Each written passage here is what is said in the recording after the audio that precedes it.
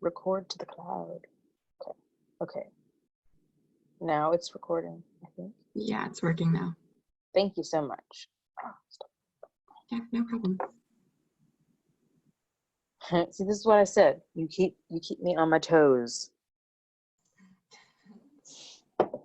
All right, so questions about this so far. We will get more into it as we go on, but just trying to sort of introduce it bit by bit.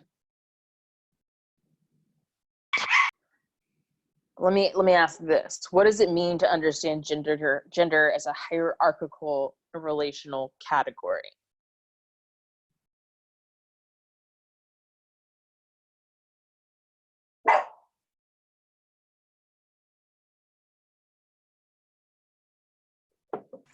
I think it means that there are certain genders, or like even the presence of individuals who have power relations in contrast to each other. So, for example, a hierarchy might look like a white man has more power than a white woman might have, who has more power than a binary individual might have, a non-binary individual might have.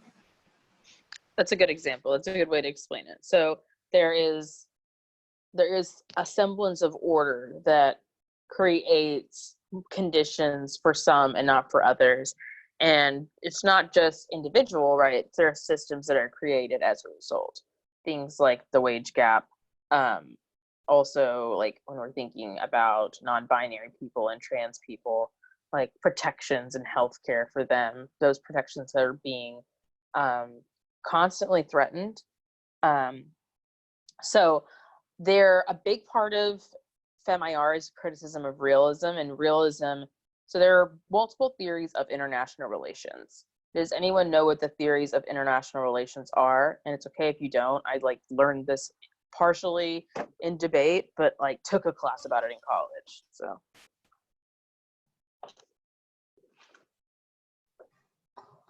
Offensive and defensive realism, liberal internationalism, and I think there's something else.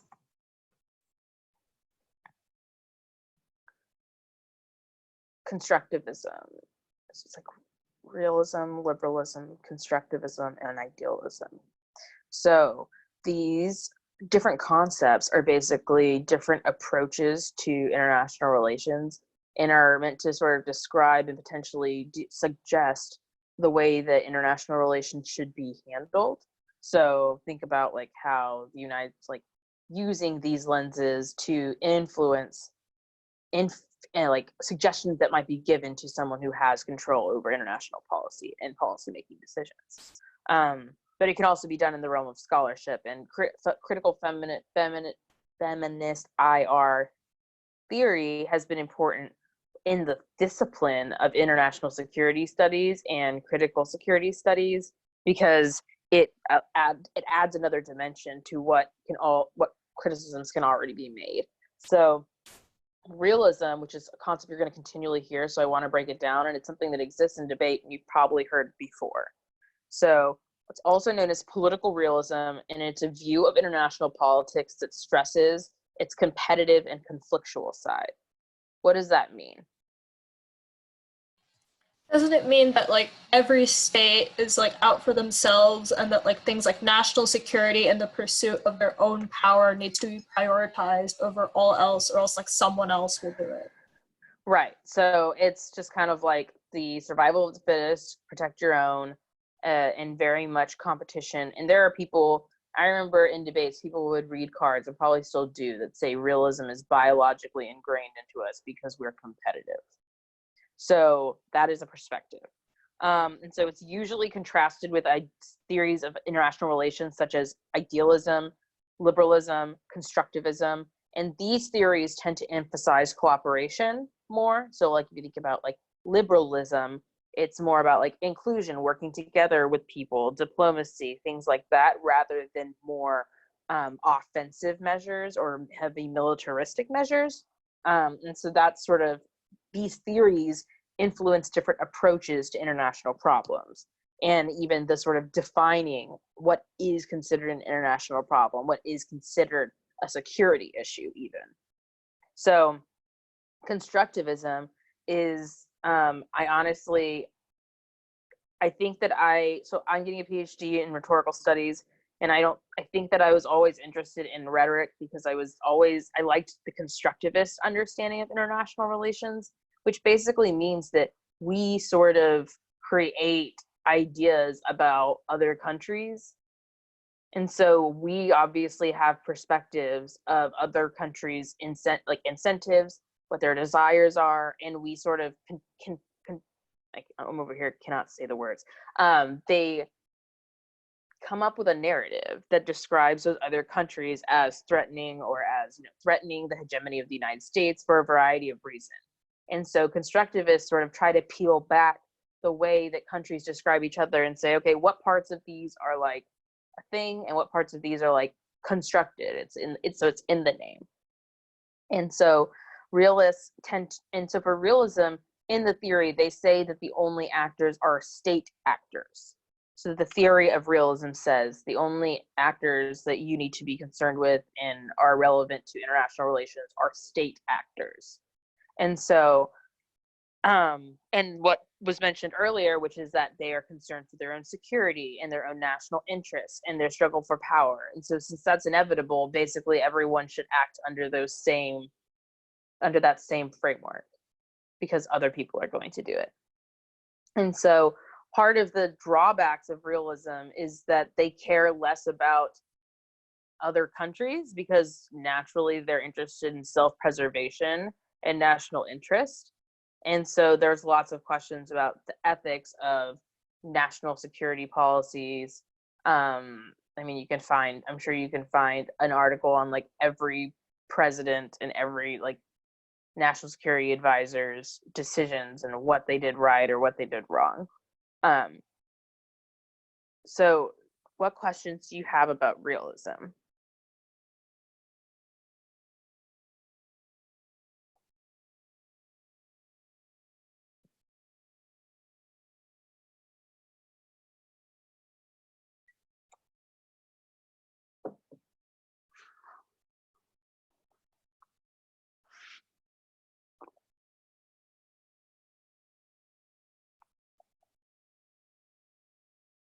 Okay, so if that makes sense, then I would really like to show you this clip. This is a professor of international relations, particularly feminist international relations. And I think that they did a really good job of breaking down some of the ideas. And I think now that we've defined some of these terms or broken them down a little bit, it'll make a little bit more sense.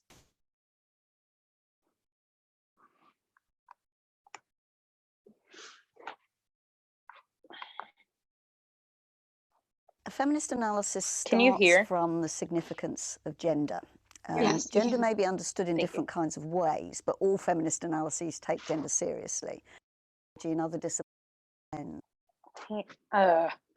No. Technology's hard, y'all. You see what I'm trying to do here? I'm trying to just make sure the volume's up and it's being not nice. Okay, it is over there.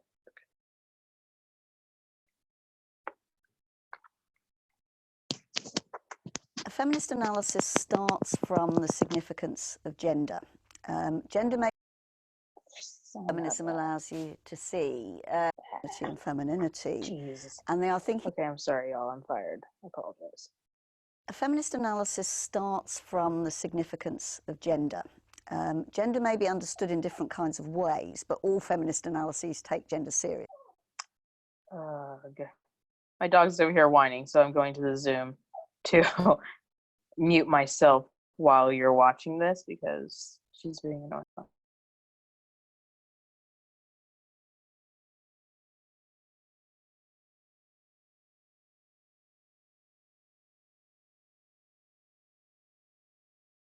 Gender.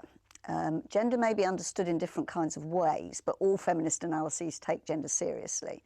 And when they're thinking about gender, they are thinking about ways in which the world is organized according to gendered categories, such as masculinity and femininity, And they are thinking about the ways in which those categories operate in terms of a hierarchy and in some ways institutionalize and perpetuate certain kinds of inequalities.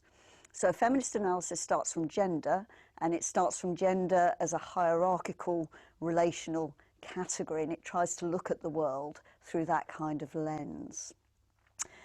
So if we look at how that comes into international relations, in terms of the social sciences, it was relatively late on that an interest in feminist perspectives arose in international relations. It had been around much more in history, in sociology, and other disciplines before. It's really in the late 1980s. And the first manifestation of it was the recognition that gender mattered to certain kinds of practices that everybody agreed were central to international relations. Practices such as diplomacy, war, global economic relations. And feminist scholars started to study those aspects of international relations, bearing in mind gender, and taking a variety of approaches to trying to work out how gender might matter in relation to those kinds of things. So, for example, in relation to war in the late 1980s, somebody like Jean Elshtain is writing a book called Women and War, which looks at the ways in which practices of war have always been gendered. There's always been a gender division of labour. The languages through which war is justified and legitimated use gendered kinds of categories.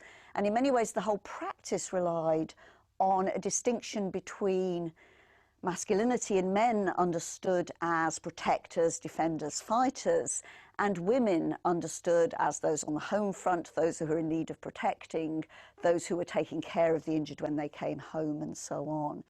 When feminist scholars start to look at certain core areas of international relations. Let me pause right there and ask. So when they're talking about the conversation surrounding how gender may change how we understand certain types of violence, how might that be something that could be applied as like maybe a link argument or a framing argument in debate?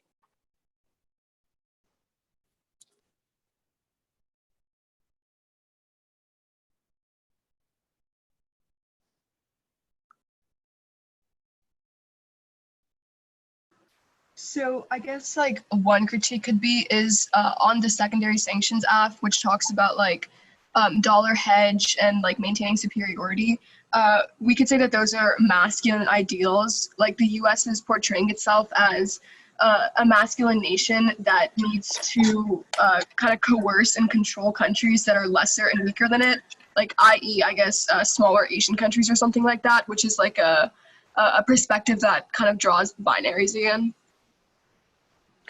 Right, yeah, so that's a good example, and a good example of how gender is used and weaponized against other countries, right, to mark them as feminine or masculine, and to therefore to justify certain actions. Okay, so I'm going to let them continue, but thank you for your response. No. No.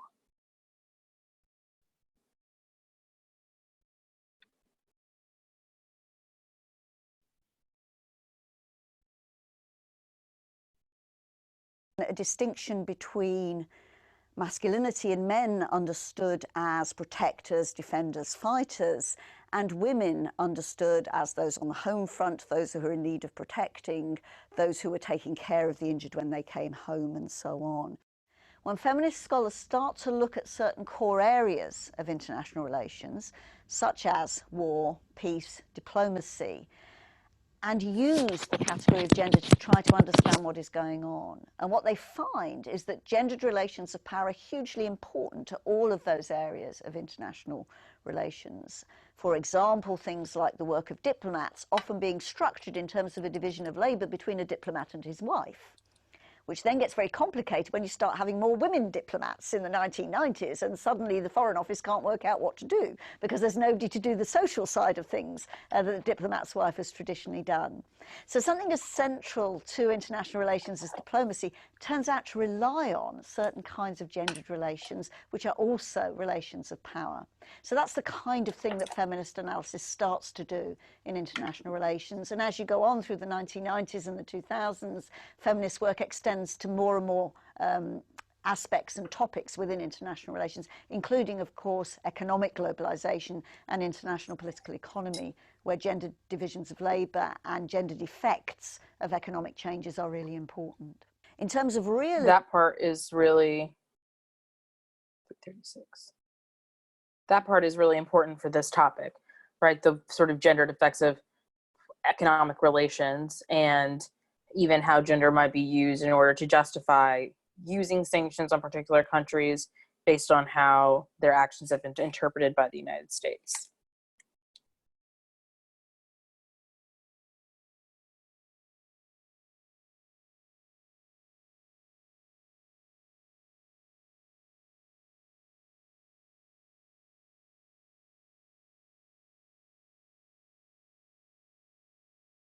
And gendered effects, structuring principles.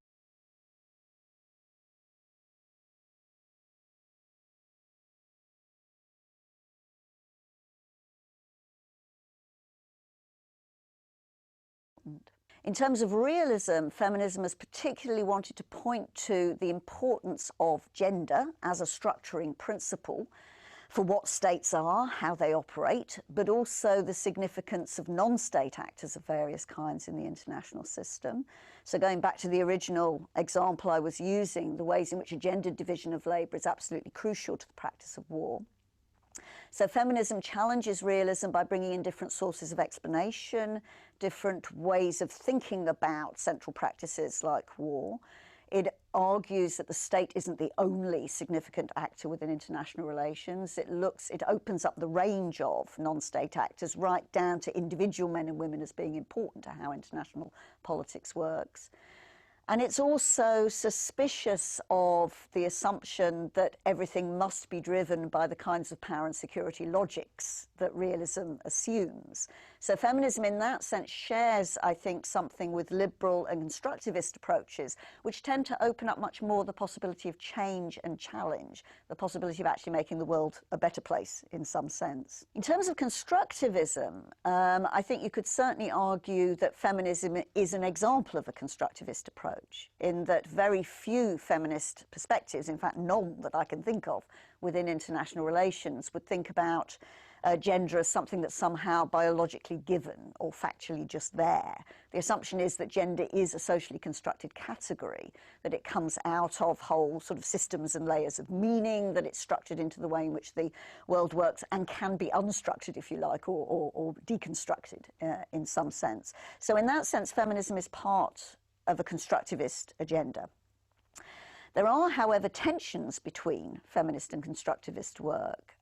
One of the interesting areas of this is that some constructivists have started to take gender seriously as a kind of causal variable and started to talk about the way that gender can influence the actors of people involved in international politics.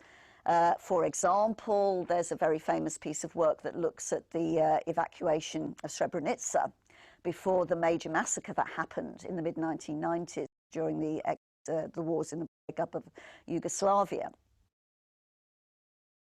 For the constructivist scholars concerned, we think they're hierarchies of gender victimhood without thinking much more seriously about what gender actually means and why it is that there's this automatic link between women and civilians, or women and those that need to be protected. So feminist analysis, I think, goes further than a lot of constructivist work in that it really wants to look critically at the concept of gender and at how gender operates, rather than taking it for granted in the way that that particular argument did. In relation to a whole range of issues, including things like human trafficking, sexual violence in war, and so on, the first point is that a feminist analysis actually sees these things as significant in a way that just hasn't happened within mainstream analyses from any of the different perspectives that we were talking about.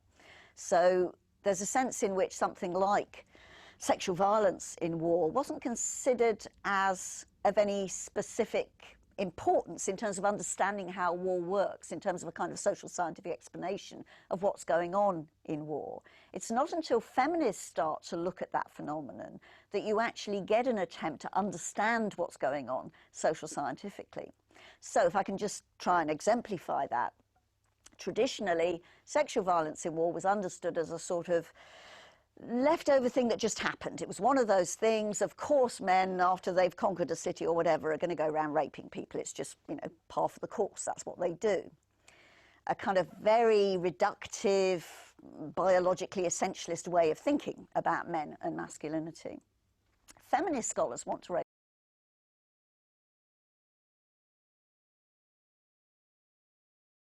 What are some of the consequences of what she was just talking about, kind of an overly biologically essentialist understanding of men in relationship to sexual violence that comes out of war?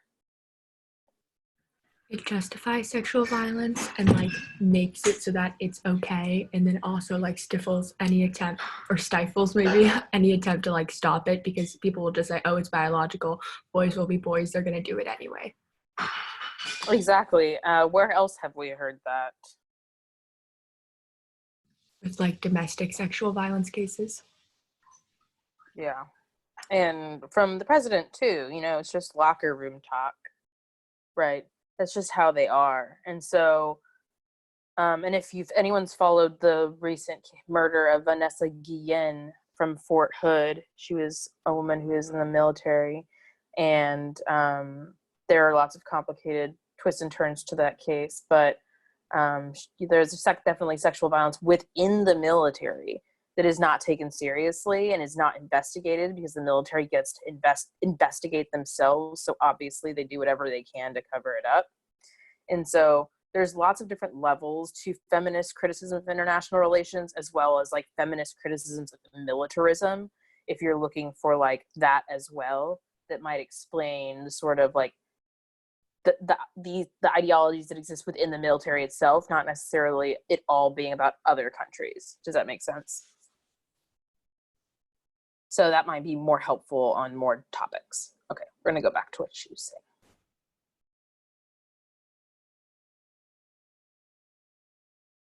Questions about that.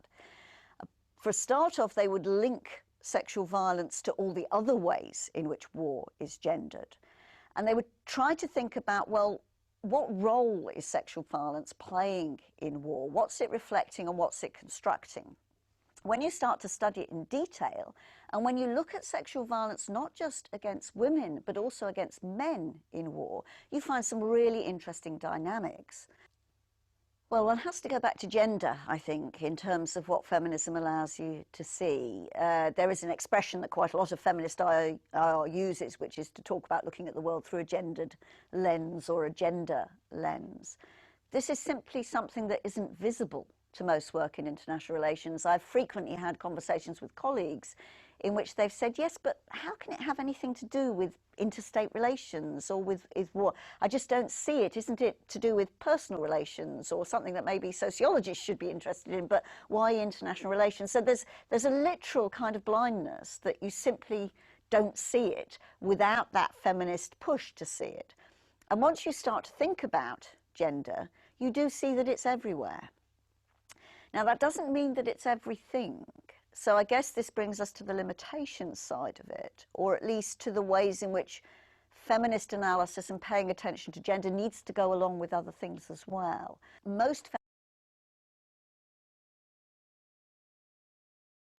Following that logic, one of the things I want to talk about after this video is some of the limitations of this approach, because I think there's a really good unpacking of this approach, but try and think of some of the limitations, and I'm going to ask about that when the video is finished.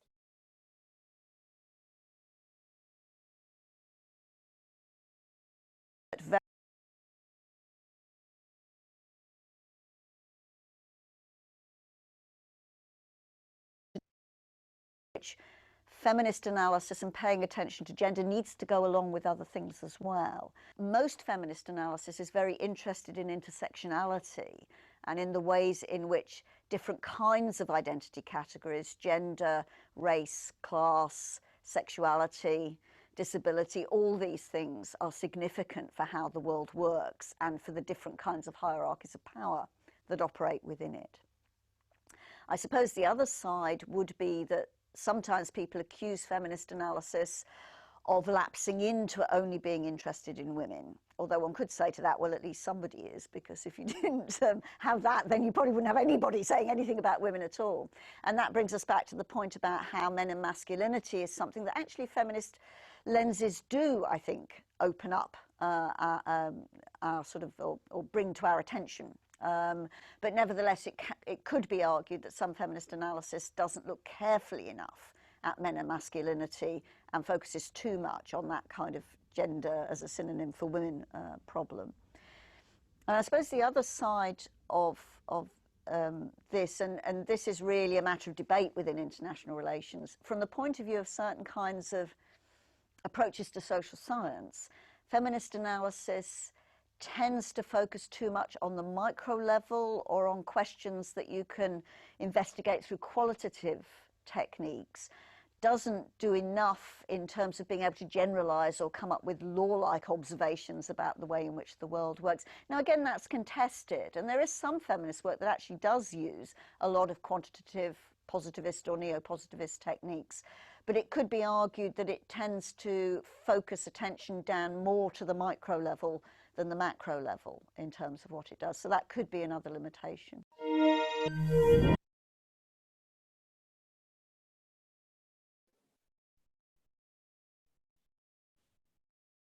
Okay, so so what are some of the limitations that you might be able to find within this approach? Or actually, let's start with this. 2. You can answer either of these questions. How did that video sort of explain or break things down a little bit more in ways that you didn't really understand that FemIR could be applied? Or what limitations do you see?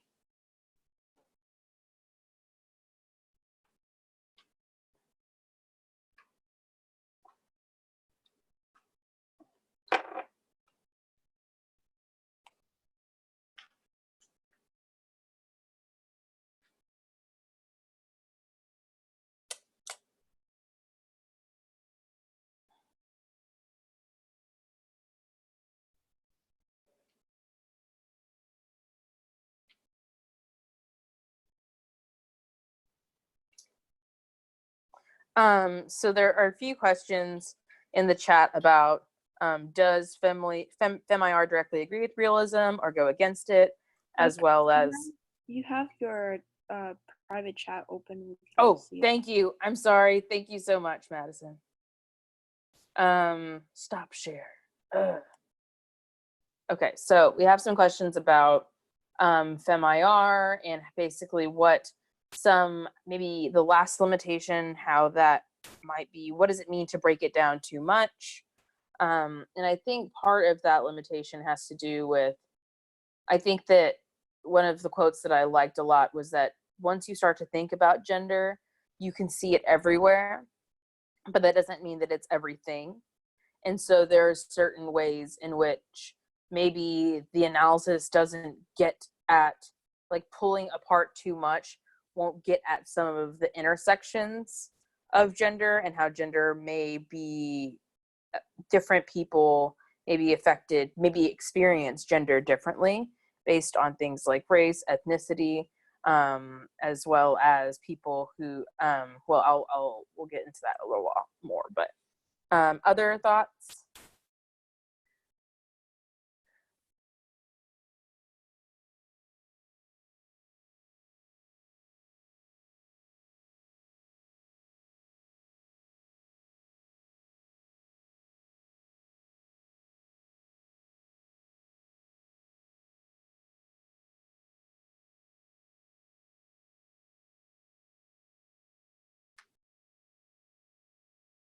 Okay, so a question that I got was, what does biological essentialism mean? Does anyone want to take a crack at that and explain what biological essentialism is? I'm guessing that it's like assuming that everyone and everything acts the same way because it's like biology or is ingrained into you, and no matter like what your upbringing or no matter like what kinds of cultural values you might have or like the person that you are, like everyone is going to be reduced to doing these trying to satiate their biological desires that way, which is like overly simplistic of a view of looking at gender relations and how that works. Definitely. Absolutely. And how else might we think about this, or how else might this be applied? So it could be things like saying that your gender or like gender constructs that society have built are based on your biological gender. So it excludes those who either are non-binary or trans individuals or like don't identify with particular genders, but they're labeled as in one of those categories. You're breaking up a little bit, Ashka. I can hear most of what you said, but if you could just say like the end of it again. Actually, that was kind of it. I was just saying that, like, it's a view that restricts your notion of gender to a biological category. Absolutely. So both what Joey and Ashka brought up are important for so there are both some issues with biological essentialism is the assumption that there is an automatic connection with the biology you have and the way that you act, basically, which plenty of trans scholars and feminist scholars have taken issue with. But sometimes feminist scholars will take that and take it to mean that like masculinity equals this, you have these body parts, and femininity means you have these body parts, if you get too much into biological essentialism.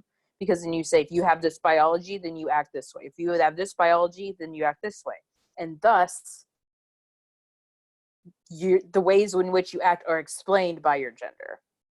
So what are some of, and then what Ashka brought up, explained that this excludes trans individuals. How might that be the case? How might where does this analysis fall short in that regard?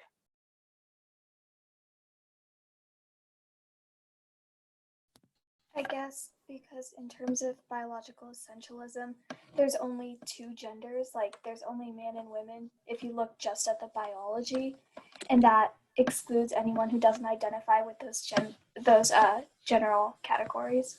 Mm-hmm. And yes, absolutely. Are there other thoughts why that might be overly limiting? It pushes this narrative or like one or the other. So if you don't fit within one of these two categories, you kind of like don't belong and your opinions aren't valid, they don't matter. Right. And I think that the second level of link argument that can be made about this in the context of, and when you make a limitation argument, it doesn't mean that you can't go for FemIR. It just means it influences what scholars that you pull from to cite for FemIR. Like if you're actively seeking out theorists who are considering the intersections of transness and FemIR, then that will help to avoid some of the pitfalls that some of the more general FemIR criticisms are falling short in that regard. So the second level of nuance to add to that link argument is that it then makes us assume certain things about masculinity and femininity, right? So what does it mean if someone they feel masculine in their identity? Does that inherently mean that they are going to be violent?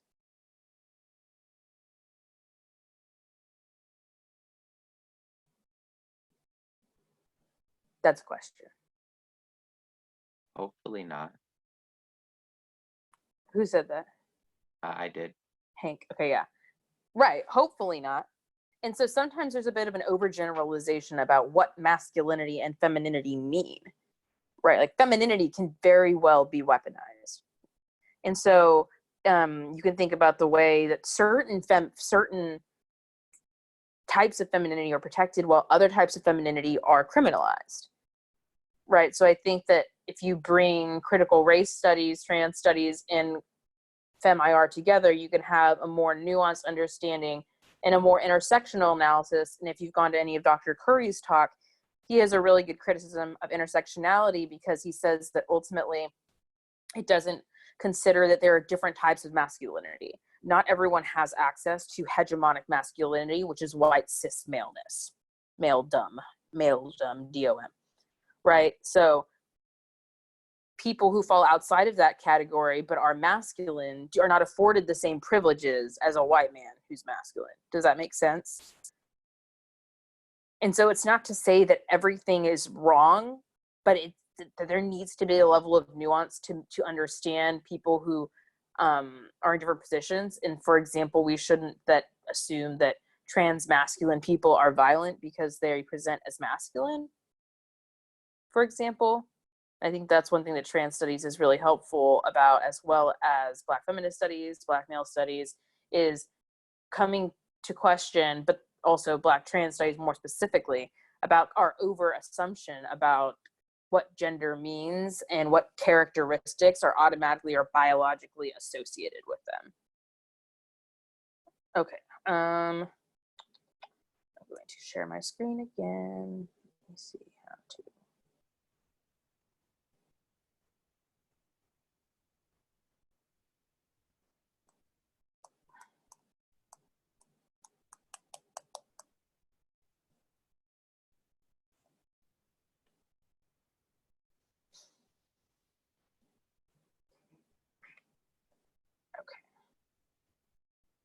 Okay, so another way that that IR can be approached is through transnational feminism.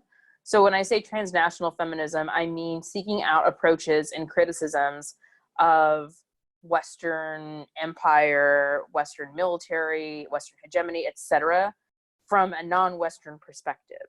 So when we are talking about secondary sanctions and we're talking about there are countries who are feeling the effects of those sanctions, look for authors and scholars who are from those populations that have a true perspective about what it means to experience sanctions, rather than always believing what the United States would say about the sanctions, right? Because that's a different perspective altogether. And so the United States is going to use rhetoric that justifies sanctions and doesn't think about the individuals that are affected, but they're taking these actions against other states, right? Because they are realists. So they're acting against other states, but individuals are affected by that. We also need to think about how people who are located in different parts of the world experience things like hegemony and colonialism differently, that their countries may be racialized as well as gendered in a way that tries to make them seem subordinate, or that they are less than the United States, or that to justify things like intervention. There's also ways that gender has been used to justify intervention. Could anyone provide an example of that?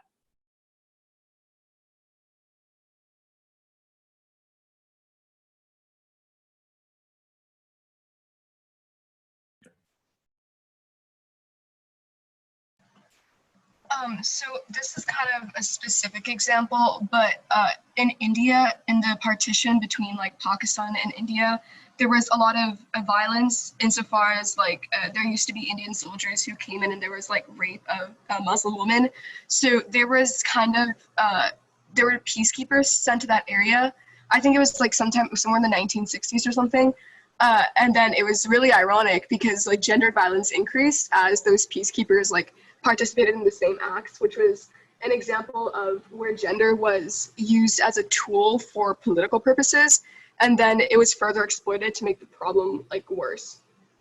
That's an excellent example. Yes, that's a good way to describe it. And one of the things that was mentioned in the video is that type of violence is just understood as basically consequential, like, and just sort of like that comes with war. That comes with waging war.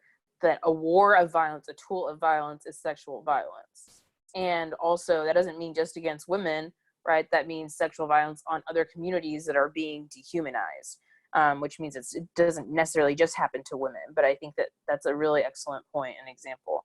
So that shapes the way, and I mean, if you could think about US presence in places like Okinawa there are lots of military people from the United States who enacted violence on people in Okinawa because they felt like they could. And they don't really feel bad about it. And so those are the things that are just understood as consequences and swept under the rug. And I think that feminist scholars are trying to bring that to the forefront.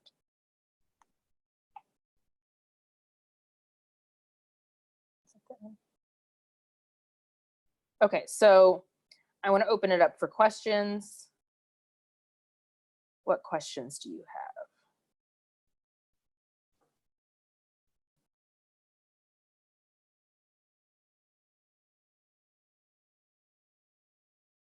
Another example, if you've ever read Jasbir Puar's work on homo nationalism, I think that's another example of the way that the United States used imagery of Muslim women wearing hijab in order to explain why the United States needs to go in and save them, as if that's the reason why they are going in. And so there's the use of sort of like, under the guise of gender equality or stopping gendered violence, the United States can justify intervention in other countries.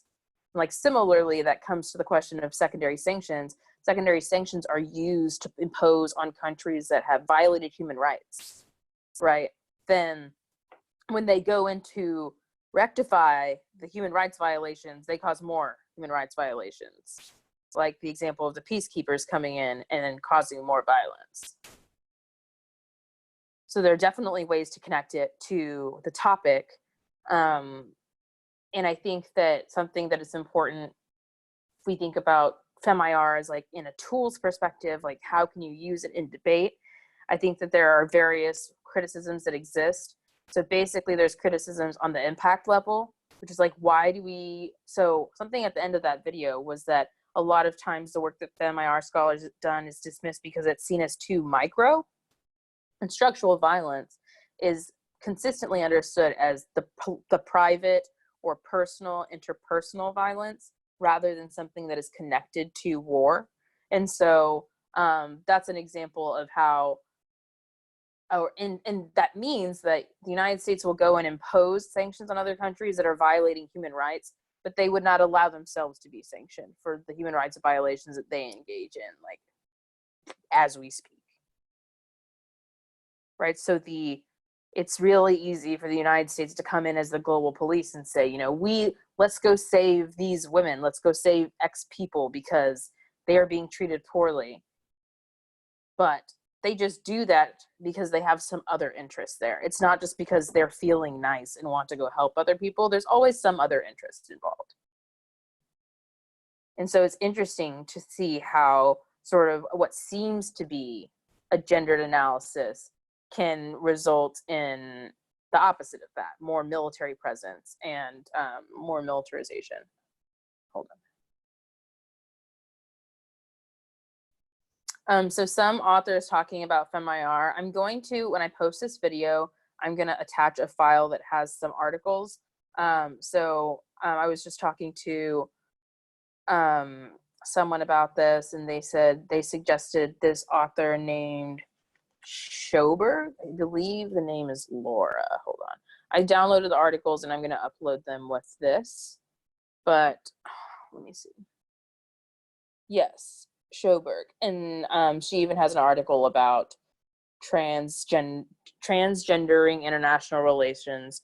Her name's Laura Schoberg, and let me type it in the chat. Hold on, because it's spelled.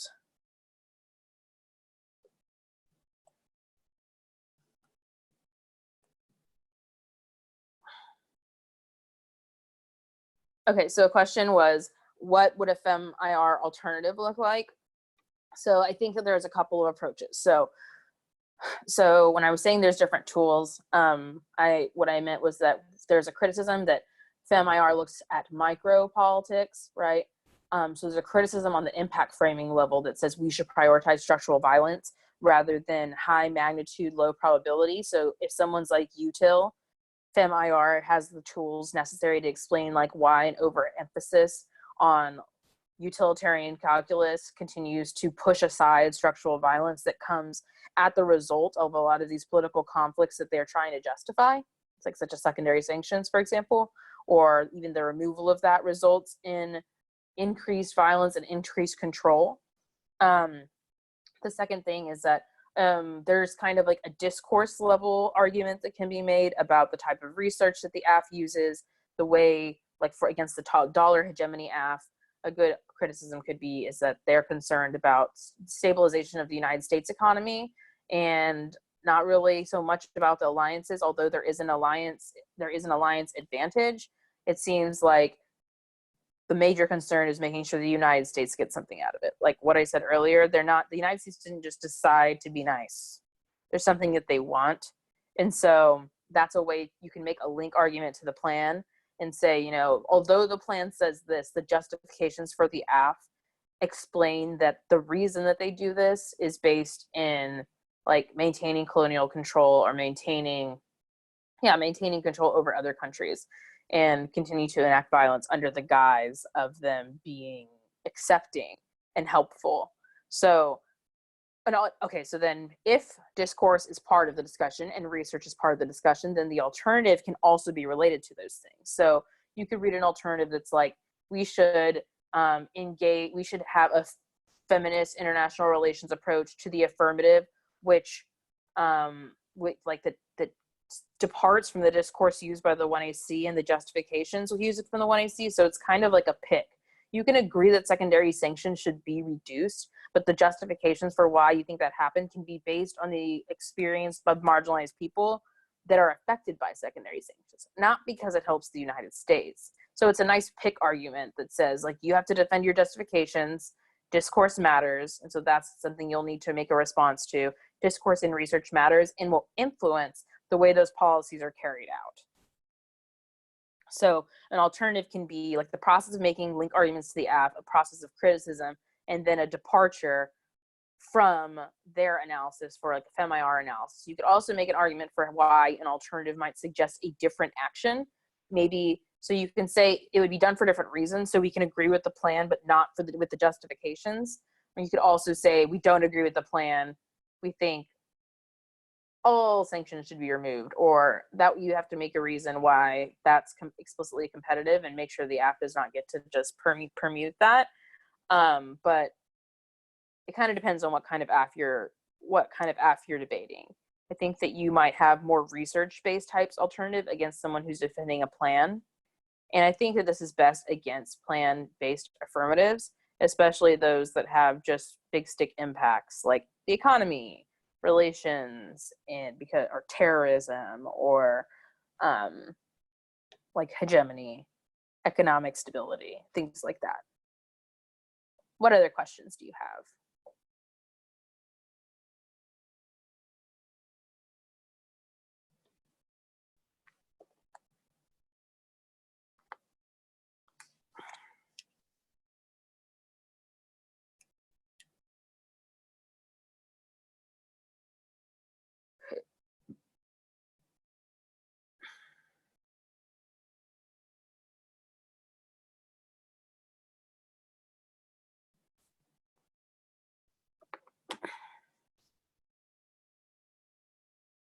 No other questions?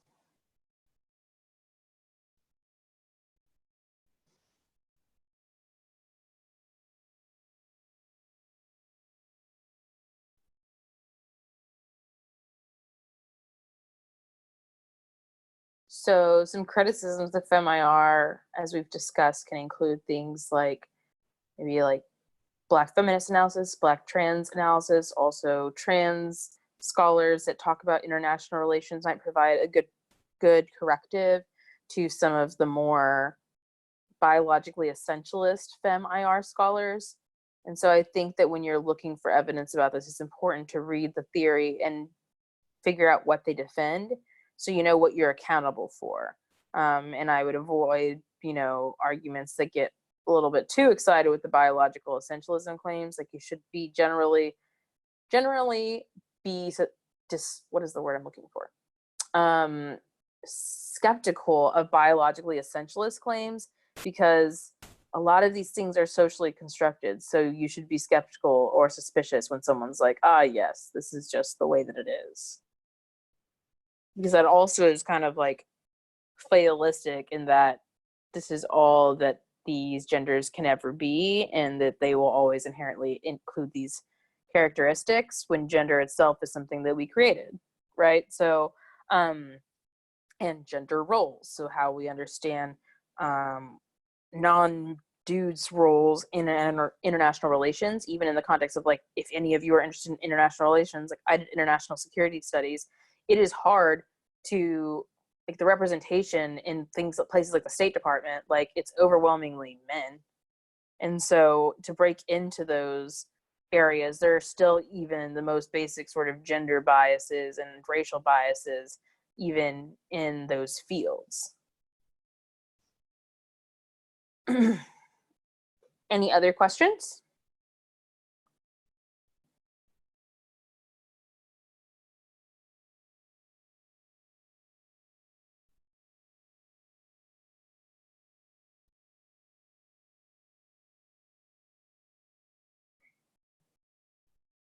Can you give examples of the way that like masculinity is used specifically in IR? So I think that oftentimes it's understood as sort of like masculine is associated with militarism.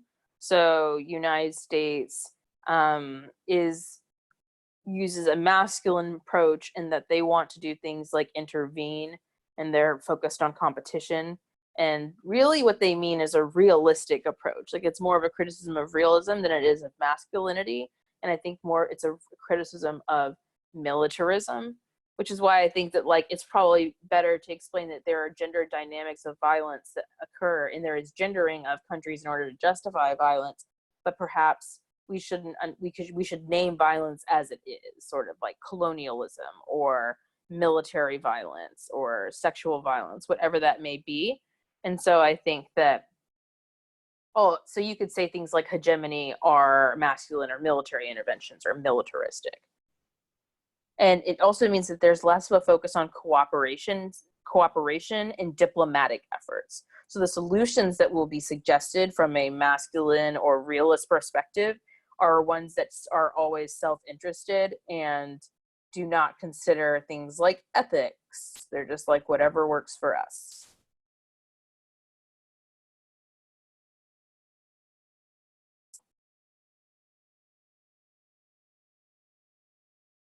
Any other questions?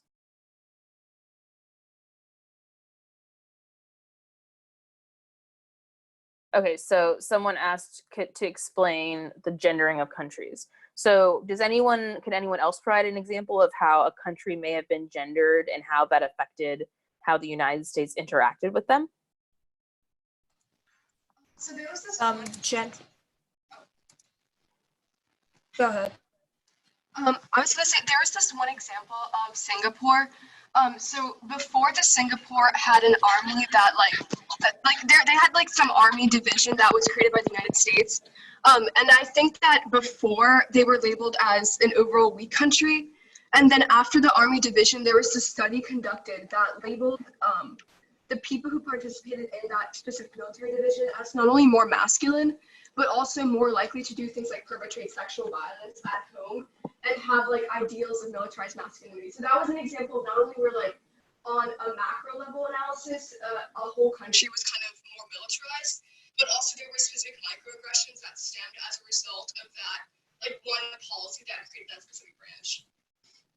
Definitely. That's a great example. What other examples could you think of potentially of specific countries and rhetoric that is used to describe them? So they're like the countries in the Middle East, like Iran, and like those countries are like shown as like overly masculine in terms of like relations of terrorism, but they're also, the people are considered backwards, and like the women are considered in need of like saving due to all this like oppression that we hear about, like women can't drive, women can't vote, they have to like have this dress code in public, and it's like we need to go there and save them.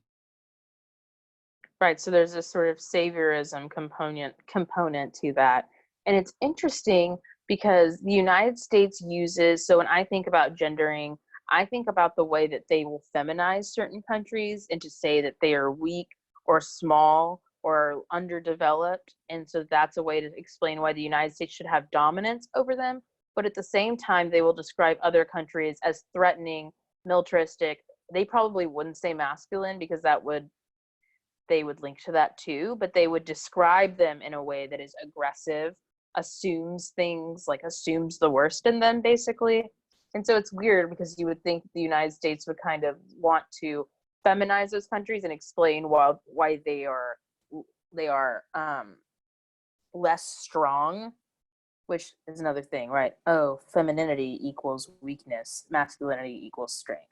Like, that's another core criticism.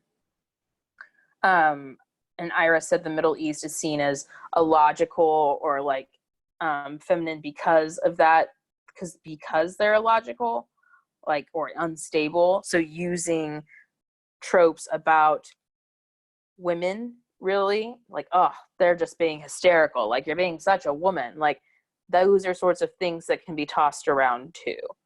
And so, but yeah, there's definitely ways that countries can be feminized, to be seen as weak, either to go in to intervene, to save them in a saviorist sense, or also to explain maybe why they should be colonized, and why, like, these are a weak people, like, therefore we are stronger than them and we should colonize them. Other questions?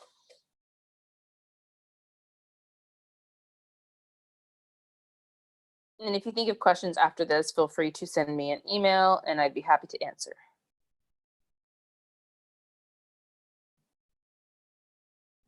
Okay, I will let y'all go to have a little break before your morning lab starts, but thank you for coming to this elective. I hope you have a good rest of your day. Thank you, Kristiana. Thank you. Thank you. Thank you. Thank you. Thank Yeah, you. thank you.